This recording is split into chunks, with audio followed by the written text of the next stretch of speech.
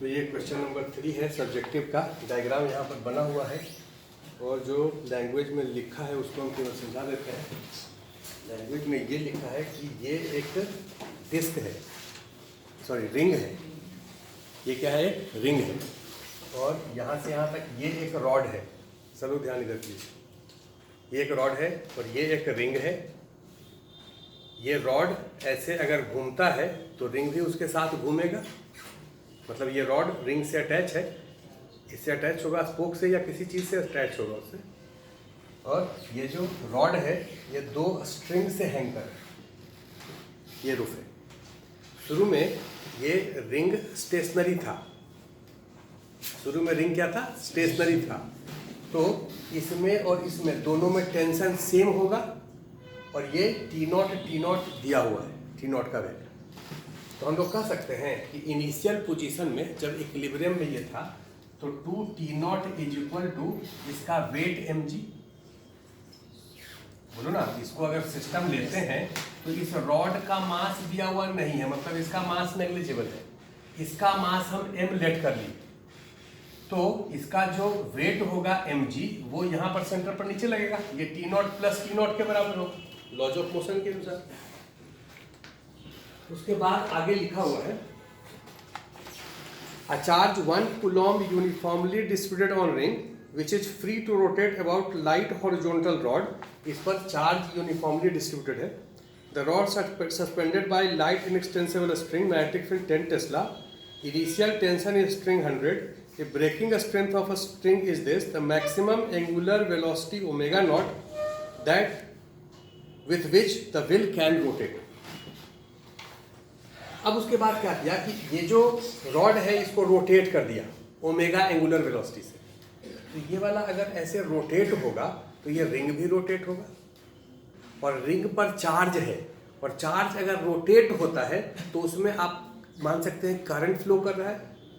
पहले भी यूज कर चुके हैं कि अगर किसी रिंग पर चार्ज है उसको रोटेट कर दिए ओमेगा एंगुलर वेलोसिटी से तो कितना करंट उसमें फ्लो करेगा? Q/T या QF। याद आया? भूल गए? तो ये अगर इसमें करंट अगर फ्लो कर रहा है तो आप कह सकते हैं कि एक रिंग है या एक वायर है, सर्कुलर वायर, जिसमें करंट I फ्लो कर रहा है। वो करंट I का वैल्यू कितना होगा? तो कहोगे इस पर charge divided by time period. Charge divided by time period 2π/ओमेगा। अगर कोई current carrying loop uniform magnetic field में रखा है तो उस पर नेट फोर्स तो 0 होता है लेकिन नेट टॉर्क लगता है। ये करंट कैरिंग लूप है जो कि यूनिफॉर्म मैग्नेटिक फील्ड में रखा है तो इस पर नेट फोर्स नहीं लगेगा लेकिन नेट टॉर्क लगेगा। टॉर्क किधर लगेगा? तो कहोगे सर टॉर्क का फॉर्मूला होता है tau is equal to I n का वैल्यू 1 होगा ना जी, इंटू ए, इसका रेडियस r है, ए कितना? πr² इंटू बी और दोनों के बीच का एंगल। ए एंड बी के बीच का एंगल कितना है? अगर ये ऐसे रोटेट कर रहा है मतलब करंट अगर ऐसे फ्लो कर रहा है तो एरिया का डायरेक्शन इधर लेंगे। बोलो, करंट अगर ऐसे रिंग में फ्लो कर रहा है तो जिधर करंट फ्लो करता है एरिया का डायरेक्शन उधर ही होता है। तो इसका एरिया का डायरेक्शन इधर होगा, मैग्नेटिक फील्ड ऊपर है तो दोनों के बीच का एंगल कितना हो गया? sin 90। लेकिन डायरेक्शन रोटेशन का दिया हुआ नहीं है तो डायरेक्शन आप ऐसे भी मान सकते हो या ऐसे भी मान सकते हो। जब डायरेक्शन ऐसे मानोगे तो टॉर्क किधर लगेगा? डायरेक्शन क्या होगा टॉर्क का? तो कहोगे A क्रॉस B करिए। A इधर है और B ऊपर है तो A क्रॉस B कैसे होगा? ऐसे। भाई ये A का डायरेक्शन है एरिया का और ये मैग्नेटिक फील्ड का डायरेक्शन है, दिख रहा है? तो A क्रॉस B का मतलब A को B के तरफ घुमाइए।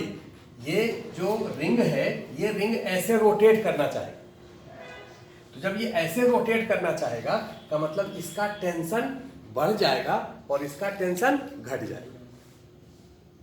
ये बात समझ आया? शुरू में जब ये रोटेट नहीं कर रहा था तो ये दोनों टेंशन बराबर था क्योंकि इसका वेट mg लग रहा था, लेकिन इसके रोटेट करने के कारण ऐसे रोटेट करने के कारण ये टेंशन बढ़ जाएगा, ये टेंशन घट जाएगा। लेकिन अगर इसका डायरेक्शन ऑफ रोटेशन अपोजिट हो जाए तो इस पर टॉर्क अपोजिट डायरेक्शन में लगेगा, तब ये टेंशन बढ़ जाएगा, ये टेंशन घट जाएगा। तो डायरेक्शन ऑफ रोटेशन के कारण केवल इसमें जो चेंज इधर हो रहा था वही चेंज अब यहाँ हो जाएगा। तो हम ऐसा डायरेक्शन ऑफ रोटेशन लेट कर लेंगे।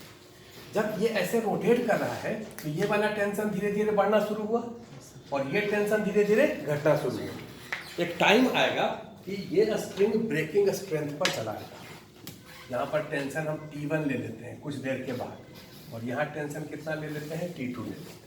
तो T2 का वैल्यू तो इससे घट रहा है, तब तो वो ब्रेक नहीं करेगा। लेकिन T1 का वैल्यू अगर इससे बढ़ना शुरू हो और इसका वैल्यू जब 3T0/2 हो जाए तब तो ये ब्रेक कर जाएगा। तो इस ओमेगा को आप बढ़ाते जाइए। कब तक बढ़ाते जाइए? जब तक इस T1 का वैल्यू कितना हो जाए, 3T0/2। अब क्वेश्चन क्या हो गया कि जब T1 का वैल्यू 3T0/2 हो जाएगा तो बताइए ओमेगा कितना होगा। अब क्वेश्चन यही है। चलिए ठीक है, अगर इस पोजीशन पर यहाँ T1 है, यहाँ T2 है, इसका वेट mg नीचे लग रहा है और कोई फोर्स तो नहीं लगेगा। अगर एचपीटी बनाए तो इतना ही फोर्स होगा, फोर्स अभी भी बैलेंस रहेगा। टॉर्क इसमें लगा है लेकिन फोर्स तो नेट फोर्स अभी भी बैलेंस रहेगा, क्योंकि ये पूरा सिस्टम जो है ये रोटेट करके ऐसा नहीं कि ऐसे हो गया, ये टाइट हो गया, ये लूज हो गया, ऐसा तो कहा नहीं गया है। इसका मतलब ये टेंशन घटेगा, ये टेंशन बढ़ेगा और इसका मैक्सिमम वैल्यू यहाँ तक ये बढ़ सकता है। तो अब फिर से हम लोग एक बार इक्वेशन लिख रहे हैं इसमें, T1 + T2 = mg, ये एक इक्वेशन। और दूसरा इक्वेशन टॉर्क का इक्वेशन है कि ये बॉडी ट्रांसलेशनल इक्विलिब्रियम में भी है और रोटेशनल इक्विलिब्रियम में भी है। ऐसा नहीं कि ये बॉडी ऐसे रोटेट करके और ऐसे रोटेट करके ऐसे ओमेगा से अल्फा से रोटेट कर रहे हैं। ये रॉड केवल ऐसे ही रोटेट कर रहे हैं। ये टॉर्क जो ऐसे लगा है, काउंटर टॉर्क कोई लग रहा होगा जो बैलेंस कर रहा होगा। तो इस पर नेट टॉर्क इस पॉइंट के अबाउट या इस पॉइंट के अबाउट कितना होगा, 0 होगा। बेसिकली ये क्वेश्चन मैग्नेटिक्स का कोई क्वेश्चन तो मैग्नेटिक्स का होगा नहीं। मैग्नेटिक्स में अगर डायरेक्शन क्लियर है तो मैग्नेटिक्स वहीं खत्म हो गया। क्वेश्चन में तुमको दिक्कत होगा क्योंकि रोटेशन में दिक्कत है या उससे पहले किसी में दिक्कत है, तब हो सकता है। तो कोई भी क्वेश्चन जब रोटेशन आ जाता है दिक्कत वहीं पर हो जाता है। जब तक फोर्स था तब तक तो बात क्लियर था। अब यहाँ पर फोर्स तो बैलेंस कर दिए, रोटेट नहीं करा तो टॉर्क भी बैलेंस रहेगा। इसके अबाउट टॉर्क बैलेंस कर, इसके अबाउट टॉर्क बैलेंस कर। बोलो T1 के कारण टॉर्क तो 0 हो गया, इस T2 के कारण टॉर्क कितना होगा, T2 इंटू ये डिस्टेंस D दिया हो, कितना दिया है D, तो T2 into D anti clockwise.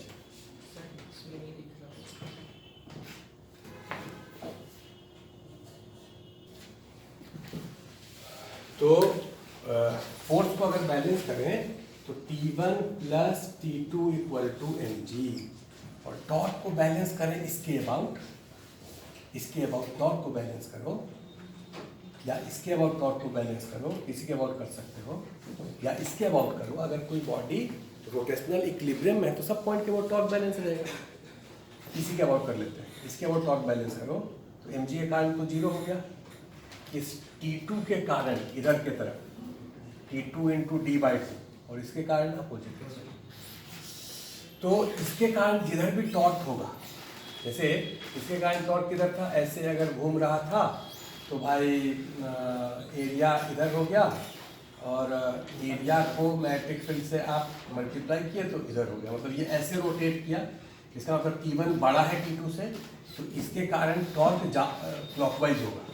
तो इसके कारण टॉर्क होगा T1 - T2 into D/2, T1 into D/2 minus T2 into D/2। ये किधर हो गया, clockwise, equal to anti clockwise torque. किसके कारण, मैग्नेटिक फील्ड के कारण। मैग्नेटिक फील्ड के कारण टॉर्क होगा I/πr² इंटू D। ये टॉर्क इक्वेशन समझ आया, सब लोगों को आ गया समझ। तो अब इसको जरा सा और सिंप्लीफाई कर लेते हैं। T1 - T2 = I/πr²B/D into 2। ये पहला इक्वेशन हो गया, ये दूसरा इक्वेशन। अब हम लोगों को T1 का वैल्यू दिया हुआ है, तो ऐसा करते हैं, इसको जोड़ देते हैं। तो 2T1 = mg + 2I/πr² B/D, और T1 का वैल्यू कितना आपको ओमेगा निकालना है। आपको क्या निकालना है? ओमेगा। तो आई के जगह पर यहाँ पर रख देंगे तो ओमेगा आ जाएगा। तो आपको ओमेगा निकालना है कब? जब T1 का वैल्यू कितना हो जाए? 3T0/2। तो T1 के जगह 3T0/2 रख दीजिए। तो 2 × 3T0/2 का मतलब 3T0 इक्वल टू mg कितने के बराबर है? 2T0 के बराबर। इनिशियल कंडीशन का mg इक्वल टू 2T0। तो इसके जगह लिख दिए 2T0 प्लस 2 पाई r² b/d आई के जगह लिख देते हैं q ω/2π। इसको इधर ले आइए T0, 2π से 2π को उड़ा दीजिए, ये इधर चला तो T0 हो गया, इधर हो गया d by r² b q equal to.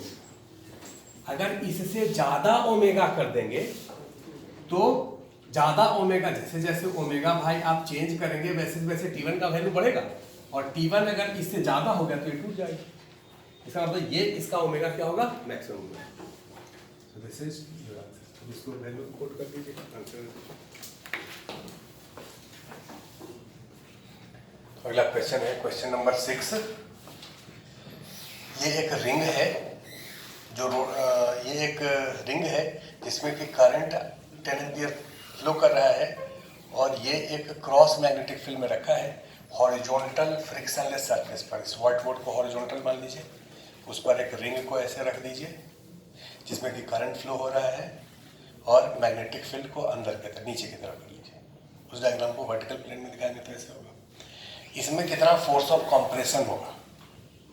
Compression is opposite of tension. जैसे अगर हम पूछें कि ये एक रॉड है, ये लॉज ऑफ मोशन का सवाल है, मैग्नेटिक्स का तो है। ये एक रॉड है, इस रॉड को अगर हम ऐसे खींचते हैं, इधर भी 100 न्यूटन, इधर भी 100 न्यूटन, तो किसी क्रॉस सेक्शन में कितना टेंशन होगा? देखो क्या लॉज ऑफ मोशन पढ़े हो, कितना टेंशन होगा? छोड़ो ये सवाल को अभी छोड़ दो। यहाँ देखो, ये एक रॉड है जो हॉरिजॉन्टल टेबल पर रखा है। सपोज इधर फोर्स लगा रहे हैं 100 न्यूटन, इधर भी लगा रहे हैं 100 न्यूटन। F1 और F2 दोनों बराबर है अभी। तो इस क्रॉस सेक्शन में या इस क्रॉस सेक्शन में, किसी भी क्रॉस सेक्शन में कितना टेंशन होगा? आंसर है 100 न्यूटन। आंसर है 100 न्यूटन। कैसे सॉल्व करते हैं ऐसा सवाल? आप कोई भी एक क्रॉस सेक्शन लेट कर लीजिए यहाँ पर। अब आप इस पार्ट का FVD बनाइए, क्योंकि इस पूरे का FVD बनाएंगे तब तो ये इंटरनल पोर्शन हो जाएगा, इंटरनल फोर्स लगेगा। इंटरनल फोर्स को एक्सटर्नल बनाने का तरीका क्या है? इस वाले पोर्शन का FVD बनाइए। बोलो कौन कौन सा फोर्स लगेगा? कहोगे सर नॉर्मल इतने पर ऊपर लगेगा, इसका mg नीचे लगेगा। पूरे का mg जितना है वो इसका mg नहीं होगा, इसका जितना mg है वो नीचे लगेगा। और यहाँ पर इधर लगेगा फोर्स F1, और यहाँ पर इधर का जो पार्ट है वो फोर्स इधर लगाएगा T। बोलो ना, और कोई फोर्स लगेगा? जरा देख लो, FVD बनाने तो आता है। अब ये पूरा बॉडी अगर रुका हुआ है, इधर 100 लग रहा है तो रुका हुआ है ना। अगर पूरा बॉडी रुका हुआ है तो ये वाला पोर्शन भी रुका हुआ है, वर्टिकल में भी फोर्स बैलेंस रहेगा, हॉरिजॉन्टल में भी बैलेंस रहेगा। यानी T कितने के बराबर? F1 के बराबर, मतलब 100 न्यूटन। समझा? अब इसी में तुमको लॉज ऑफ मोशन में बताए थे कि देखो ये अगर 200 करते हैं, अब बताओ यहाँ पर कितना टेंशन होगा? तो इसका आंसर होगा कि जैसे जैसे यहाँ से इधर जाएंगे वैसे वैसे टेंशन घटता जाएगा।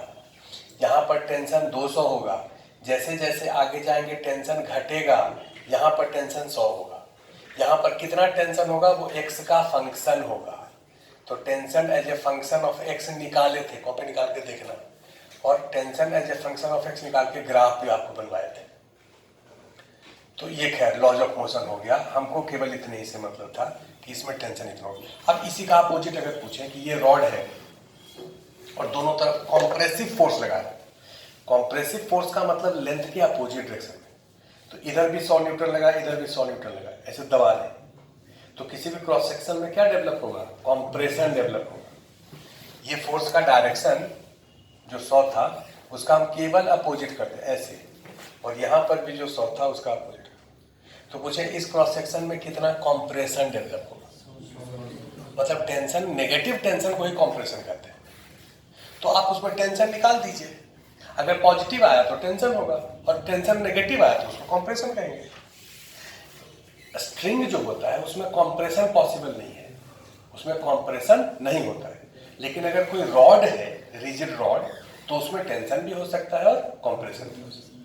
तो ये तो चूंकि एक रिंग है, एक आयरन का रिंग होगा, तो वो तो रिजिड बॉडी है, तो उसमें तो कॉम्प्रेशन हो सकता है या टेंशन भी हो सकता है। तो आपसे पूछा कि कितना कॉम्प्रेशन। अगर ये डायरेक्शन को आप डॉट कर दें, जैसे अभी क्रॉस है ना, तो क्रॉस है तो उसमें कॉम्प्रेशन हो रहा है, अगर उसको डॉट कर दें तो उसमें टेंशन हो जाएगा, या इसके डायरेक्शन को अपोजिट कर दें तो टेंशन हो जाएगा। कैसे, ये समझा रहे हैं। तो इस क्वेश्चन में ताकि इसमें कितना टेंशन है या कॉम्प्रेशन है, ऐसे कुछ भी पूछ सकता है। आप क्या करिए, ये जो रिंग है, इस रिंग के एक छोटे से एलिमेंट, ये छोटा सा एलिमेंट इसका लेंथ काफी कम है, स्मॉल है, तुमको दिखाने के लिए इतना बड़ा दिखा है, ये है बहुत छोटा। इस एलिमेंट का एफवीडी बनाना है।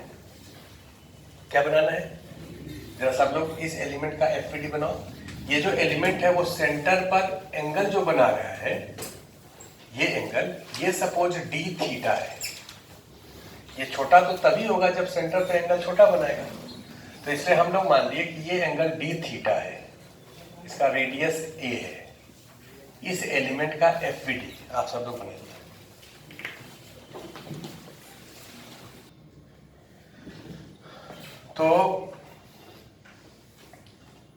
तो ये जो एलिमेंट है इस पर फोर्सेस लगेगा, इधर के तरफ कंप्रेशन, इधर के तरफ कंप्रेशन, टेंशन के अपोजिट को कंप्रेशन कहते हैं, और सेंटर के तरफ फोर्स लगेगा, मैग्नेटिक फोर्स।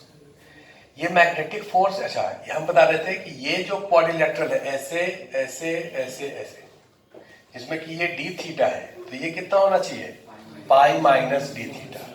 तो ये कितना होना चाहिए, पाई माइनस डी थीटा। तो सेंटर के तरफ जो फोर्स F है, मैग्नेटिक फोर्स इसको कह रहे हैं एफ बी, ये कितने के बराबर, टी का इधर कॉम्पोनेंट। तो ये पाई माइनस डी थीटा पूरा है, तो आधा कितना होगा, pi by 2 minus D theta by 2, तो होगा T cos pi by 2 minus D theta by 2, और इसका भी इधर कॉम्पोनेंट कितना है, ये एफ बी कितने के बराबर बोलो, I D L B sine 90। Ideal cross भी होता है जी, तो आइडियल क्रॉस भी, डीएल का डायरेक्शन इधर है और बी का डायरेक्शन इधर है, तो डीएल क्रॉस बी सेंटर की तरफ एंगल 90 डिग्री। This is equal to 2t cos 90 minus sine D theta by 2। I DL कितने के बराबर, ये लेंथ कितने के बराबर, तो कहो ए डी थीटा, यहां पर रेडियस को ए लिया है, R D theta into B equal to 2t। चूंकि डी थीटा कम है तो साइन डी थीटा बाई 2 को डी थीटा बाई 2 लिख सकते हैं। 2 से 2 इसको उड़ा दीजिए, डी थीटा उड़ा दीजिए, तो t कितने के बराबर, आई ए बी। अगर इसका डायरेक्शन अपोजिट होता तो आंसर इतना ही आता, लेकिन ये टेंशन होता, क्योंकि इस केस में क्या है कि अगर डायरेक्शन डॉट होता, इस पार्ट का आप एफवीडी बनाते तो यहां पर टेंशन इधर लगता, यहां टेंशन इधर लगता, और मैग्नेटिक फोर्स बाहर लगता। इसका कंपोनेंट सेंटर की तरफ लेते, वो इसको बैलेंस करता। तो ये टेंशन जो है, हम लोग इस केस में टेंशन कहते हैं और इस केस में उसको कॉम्प्रेशन कहते हैं।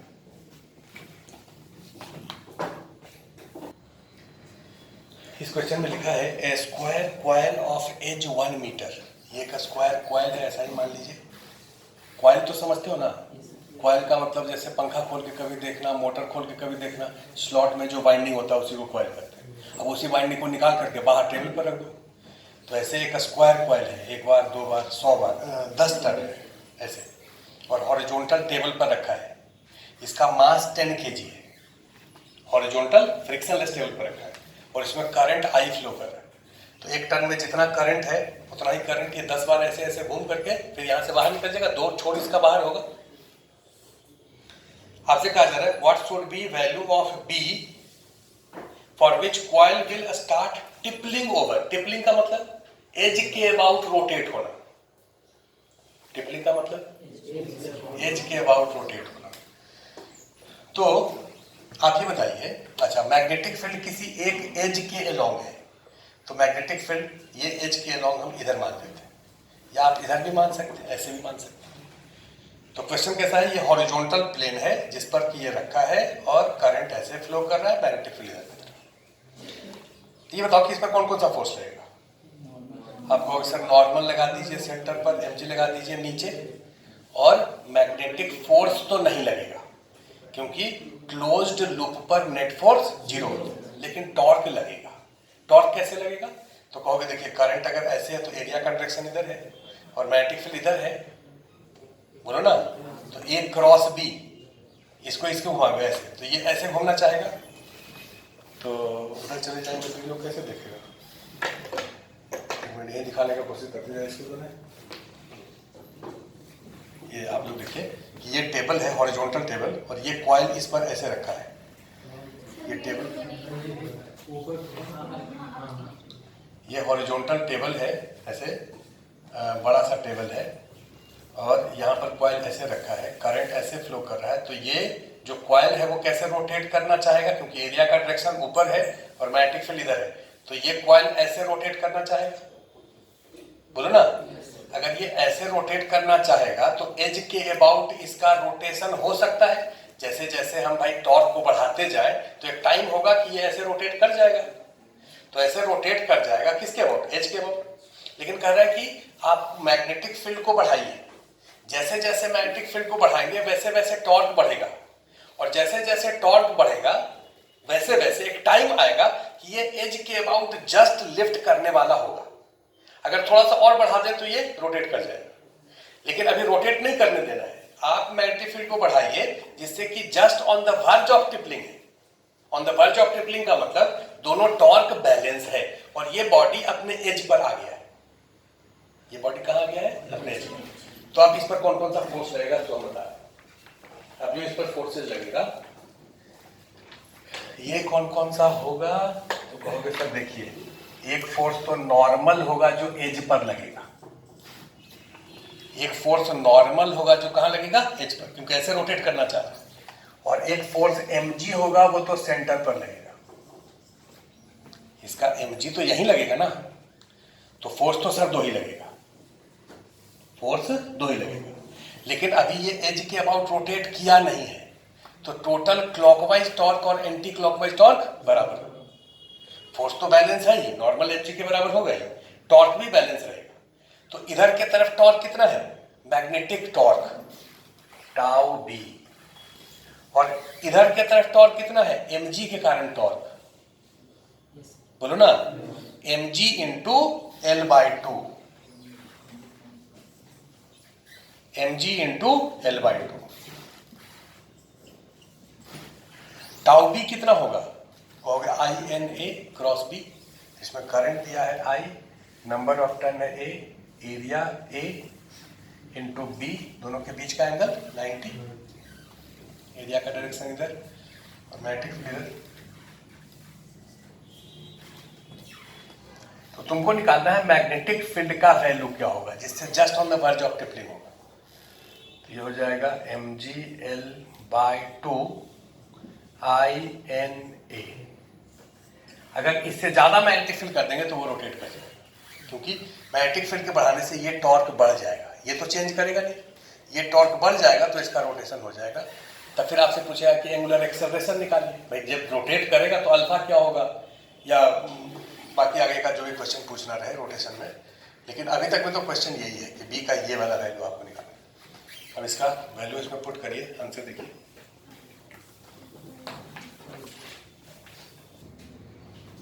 इस क्वेश्चन में लिखा है कि ये एक स्क्वायर फ्रेम है जो कि हॉरिजॉन्टल प्लेन में ऐसे रखा है, मतलब एक टेबल होगा जो कि फ्रिक्शनलेस टेबल होगा, उस पर ये फ्रेम रखा है जैसे पिछले क्वेश्चन में था।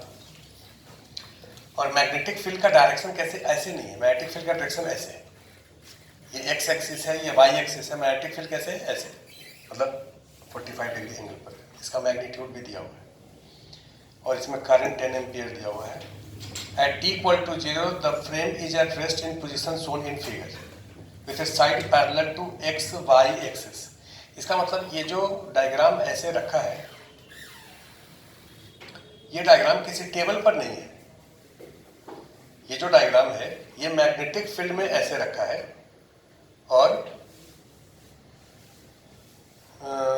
Each side of frame has mass 100 microgram. एक साइड का मास 100 माइक्रोग्राम, लेंथ 2 मीटर, इसका लेंथ 2 मीटर है। What is torque about O acting on frame due to magnetic field. अच्छा ठीक है, तो इसको टेबल पर ही रख देते हैं क्योंकि हवा में तो ऐसे रहेगा नहीं, वेट तो इसका है, तो टेबल पर रख देते हैं। और टेबल पर रखा हुआ है तो मैग्नेटिक फील्ड ऐसे है, तो टॉर्क कितना लगेगा मैग्नेटिक फील्ड के कारण, ये बताइए। तो मैग्नेटिक फील्ड के कारण टॉर्क बताना है तो पहले मैग्नेटिक फील्ड बता दो, कितना लिखें, कितना लिखें? कहोगे सर ये B0 है तो B0 by root 2I plus B0 by root 2J। B0 by root 2I plus B0 by root 2J। और इसका जो एरिया है, इस एरिया का मैग्नीट्यूड तो L स्क्वायर होगा और डायरेक्शन क्या लिखोगे? K लिखोगे ना। तो टॉर्क कितना लगेगा? I N तो एक ही है, A cross B, L square K cross B0 by root 2I plus J। एक बार और लिख देते हैं, I L square B0 by root 2 KI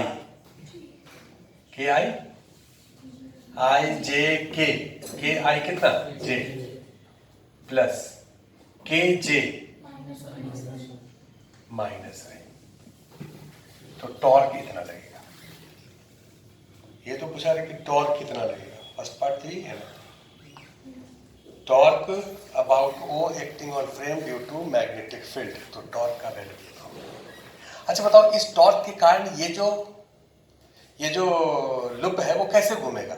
ऐसे घूमेगा कि ऐसे घूमेगा कि इस एज के अबाउट ऐसे ही ऐसे, किसके अबाउट? इस एक्सिस के अबाउट घूमेगा कि इसके अबाउट, किसके अबाउट? तो तुमको देखिए सर, टॉर्क का तो डायरेक्शन आपको पता है ना, मैग्नेटिक फील्ड ऐसे है और एरिया का डायरेक्शन ऐसे है।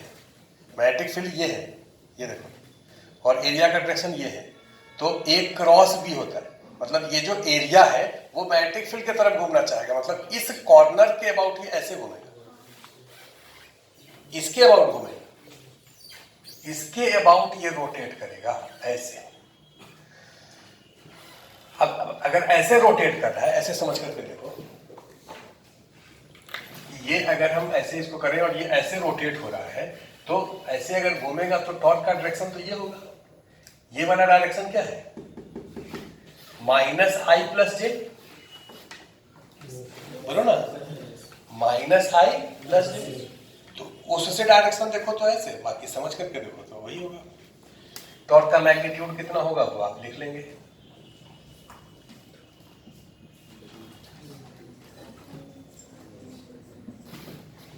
तो फर्स्ट पार्ट हो गया। सेकंड पार्ट में क्या लिखा है?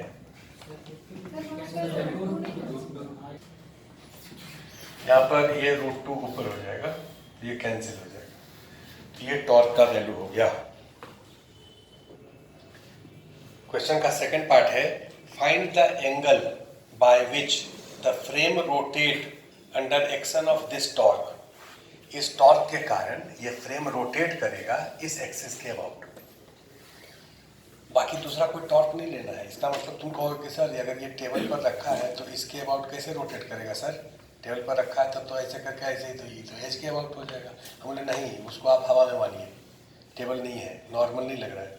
अगर इसको हम हवा में माने तो ये इस पॉइंट के अबाउट ये ऐसे घूम रहा है, तो अगर ऐसे घूमेगा इस टॉर्क के कारण, तो डेल्टा टी टाइम में कितना एंगल से रोटेट होगा? एक लाइन साफ साफ लिखा है, delta T is so short that any variation in torque during this interval में बी नेगलेक्टेड। इसका मतलब अभी जितना टॉर्क है ये जब रोटेट करेगा थोड़ा सा, करेगा ना, तो टॉर्क का वैल्यू चेंज नहीं करेगा। वैसे चेंज तो करना चाहिए, क्योंकि जैसे ही ये रोटेट कर जाएगा तो एरिया का डायरेक्शन चेंज कर जाएगा। मैग्नेटिक फील्ड का डायरेक्शन तो कांस्टेंट है, एरिया का डायरेक्शन शुरू में 90 है, क्या हमेशा 90 रहेगा? जैसे ये रोटेट किया तो एरिया चेंज करेगा डायरेक्शन, तो टॉर्क का वैल्यू तो चेंज करना चाहिए, लेकिन करे कि नहीं, उसको आप वेरिएशन को मत मानिए, वो टॉर्क को आप उतना ही लीजिए। तो टॉर्क अगर सेम है का मतलब एंगुलर एक्सेलरेशन कांस्टेंट होगा, और एंगुलर एक्सेलरेशन कांस्टेंट है तो काइनेमेटिकल इक्वेशन लगा सकते हैं। फॉर्मूला क्या होगा? Theta equal to omega 0t plus half alpha T square. Initial angular velocity 0 है, तो हाफ अल्फा डेल्टा टी का स्क्वायर, डेल्टा टी तो दिया हुआ है, अल्फा का वैल्यू केवल आपको निकालना है। अल्फा कैसे निकालेंगे? तो सर इसके अबाउट टॉर्क तो आप निकाल ही लिए हैं, इसके अबाउट मोमेंट ऑफ इनर्शिया निकाल लीजिए और उसको डिवाइड कर दीजिए। तो टॉर्क तो इतना आप निकाल लिए हैं, मोमेंट ऑफ इनर्शिया इसके अबाउट कितना होगा? तो कहोगे क्वेश्चन में इसके अबाउट दिया हुआ है, लास्ट लाइन देखो, moment of inertia of frame about an axis through centre perpendicular to plane, centre से पास कर रहा है प्लेन के परपेंडिकुलर, इसके अबाउट। तो इसके अबाउट मोमेंट ऑफ इनर्शिया अगर ICM है तो इसके अबाउट प्लस इसके अबाउट के बराबर होता है कि नहीं होता है? कौन सा थ्योरम कहते हैं? Perpendicular axis theorem. तो इसके अबाउट मोमेंट ऑफ इनर्शिया अगर I1 मान ले तो क्या हम कह सकते हैं 2I1 is equal to ICM माने है इसके अबाउट, तो इसके अबाउट I1 आपको पता चल गया, ICM by 2। Moment of inertia of frame about, हाँ, तो ICM बाई 2 कितना हो गया जी? 2/3 ml स्क्वायर। ये हो गया मोमेंट ऑफ इनर्शिया। तो torque by moment of inertia हो जाएगा अल्फा, तो थीटा हो गया हाफ अल्फा की जगह पर IL square B0 by 2/3 ml square, I हो गया इंटू डेल्टा टी का स्क्वायर। वो ठीक लिखे ना? तो ये हो जाएगा 3/4 L स्क्वायर को उड़ा देते हैं, IB0 by M delta T का स्क्वायर।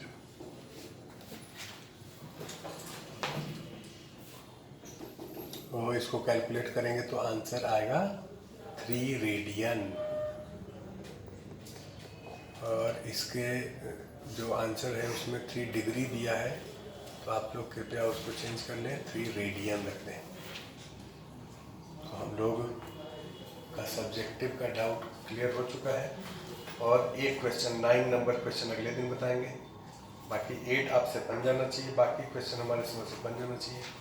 इसके बाद हम लोग डिस्कस करेंगे पैसेज और मैथ्स के कॉल, वो अगले दिन। तब तक के लिए धन्यवाद।